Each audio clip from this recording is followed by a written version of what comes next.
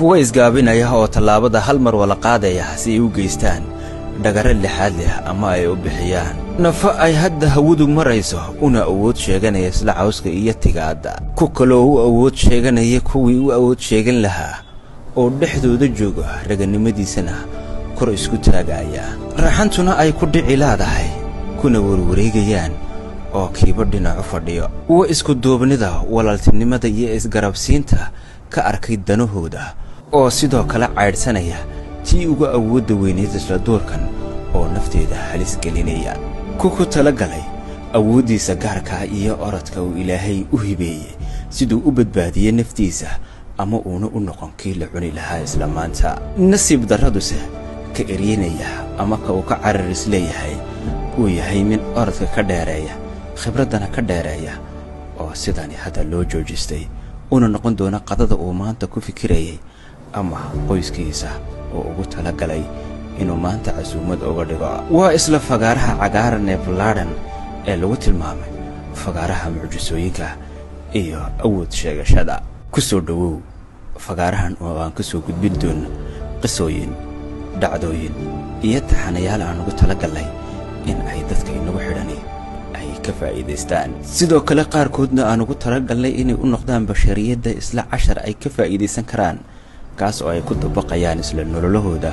oo ay ka dhamac qaadanayaan ha noqdo mid dadaal mid isgarabsiineed mid ogaarsi iyo mid khibradeed oo mid kastaba khibradiisa iyo awoodiisa iyo aqoontiisa oo goobtani ku joogo sidoo kale garabkaagu waa inoo muhiim oo sheerta iyo flowda waxay inoo tahay dhiirigelin anagana garab ayay inoo tahay oo horow socod ayaan si sameyn doonaa marka aan ka aragno adiga oo garabkaaga jooga ama nasiinaya waxyaabaha mudan inaan isweydiin mar kale soo dhawow oo inoo reeb falcelintaada oo inooga reeb isla goobta loogu talagalay isla falcelinta adigoo sidoo kale noogu reebaya dhaliilahaaga iyo aragtidaada iyo waxyaabaha horumarineed ee aan inaan ka bedelna tahay isla barnaamijka aan ka soo gudbino isla arriga awood sheegashada ugu dambeyn waad mahadsan tahay garabkaaguna wuxuu yahay horow socod iyo wax weyn mahadsanid ayaa la doortay waa lagu rogay oo marka wajiga ayaa laga dhigay meel qaldan ayay biyaha kaga soo dhaceen kani waa ku dhaxdhacay kan waa dhaafay nasiibku waa dhaafiyay kan ayaa la doortay waa lagu rogay oo marka wajiga ayaa laga dhigay tan kale 3 ayaa daba socota ka waa dhaafay nasiibku waa dhaafiyay kan kale waa gaari waayay oo waa ka horbaxay mid kale ayaa u sii jooga isla goobtii waa dul maray kan kale ku dhifayusri nasiibku waa ka badbaadiyay oo markani way ka baxday bolo fiirso badbaadinta Ilaahay haddii dhammaantood isku tagaan inay ku dhibaateeyaan kuma dhibaateyn karayaan waa hadduu Ilaahay kuugu talagalay haddii ay tahay inaad dhimatidna